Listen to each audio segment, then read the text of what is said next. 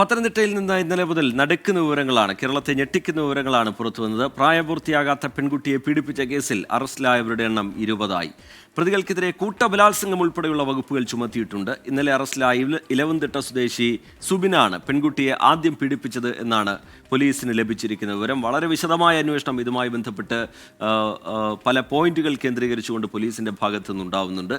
ദളിത് വിഭാഗത്തിൽപ്പെട്ട പെൺകുട്ടിയുടെ മൊഴി പ്രകാരം 64 പേരാണ് പ്രതികൾ.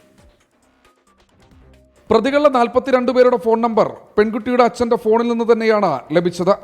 ഇതിൽ ആദ്യ പരിശോധനയിൽ തന്നെ പീഡനത്തിൽ ഉൾപ്പെട്ടവരാണെന്ന് പോലീസ് ഉറപ്പിച്ച 5 പേരെ ഇന്നലെ ഇലവന്തിട്ട പോലീസ് സ്റ്റേഷനിൽ അറസ്റ്റ് രേഖപ്പെടുത്തി. ഇവിടെ അറസ്റ്റിലായ സുബിൻ എന്നയാളാണ് പെൺകുട്ടിയുമായി ആദ്യം സൗഹൃദത്തിൽ ഏർപ്പെടുന്നത്. നഗ്നദൃശ്യങ്ങൾ അയച്ചുകൊടുത്തും തിരികെ വാങ്ങിയും പെൺകുട്ടിയെ പീഡിപ്പിച്ചു. ശേഷം പെൺകുട്ടിയുടെ നഗ്നദൃശ്യങ്ങൾ മറ്റു പലർക്കും അയച്ചു കൊടുത്തു. ഈ ദൃശ്യങ്ങൾ കാണിച്ചാണ് പലരും പെൺകുട്ടിയെ വിളിച്ചു വരുത്തി പീഡിപ്പിച്ചതെന്നാണ് പോലീസിന് ലഭിച്ചിരിക്കുന്ന വിവരം. 15 പേരെ ഇന്ന് രാവിലെയാണ് പത്തനംതിട്ട ഡിവൈഎസ്പി എസ് നന്ദകുമാറിന്റെ നേതൃത്വത്തിൽ കസ്റ്റഡിയിലെടുത്തത്. ഇവരിൽ പ്രായപൂർത്തിയാകാത്തവരും ഉൾപ്പെടുന്നു. ഇന്ന് ഈ 15 പേരുടെ അറസ്റ്റ് കൂടി രേഖപ്പെടുത്തിയതോടെ കേസിൽ ഇതുവരെ അറസ്റ്റിലായവരുടെ എണ്ണം 20ആയി. അറസ്റ്റിലായവരിൽ അടുത്ത ദിവസം വിവാഹ നിശ്ചയം നടക്കാനിരിക്കുന്ന നവവരനും ഉൾപ്പെടും.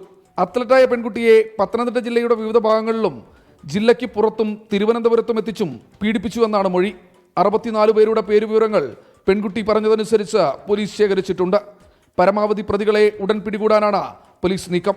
ദക്ഷിണ മേഖല DIG അന്വേഷണത്തിന്റെ പുരോഗതി വിലയിരുത്തുന്നുണ്ട്. 24 പത്തനംതിട്ട.